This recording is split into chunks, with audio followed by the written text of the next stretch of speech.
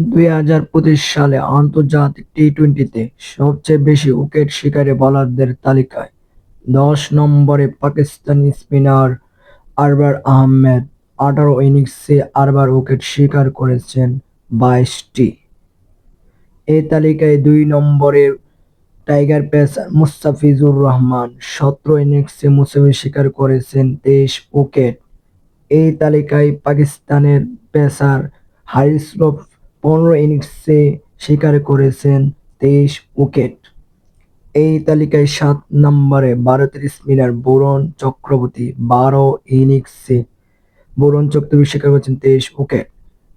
এই তালিকায় ৬ নম্বরে টাইগার পেসার তাসকিন আহমেদ ১৩ ইনিংসে শিকার করেছেন ২৪ উইকেট।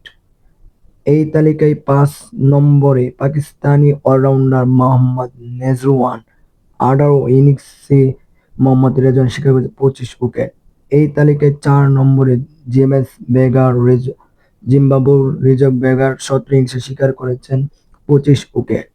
এই তালিকায় ৩ নম্বরে কিউর পেসার জ্যাক ড্রাফি ১৫ ইনিংসে শিকার করেছেন ২৫ উইকেট।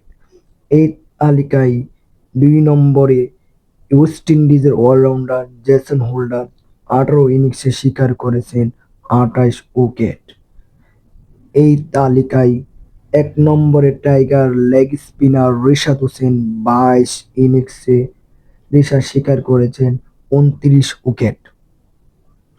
২০২৫ সালে টি-টোয়েন্টিতে কে সেরা বোলার আপনার মনে হয় তা কমেন্টে লিখে যাবেন।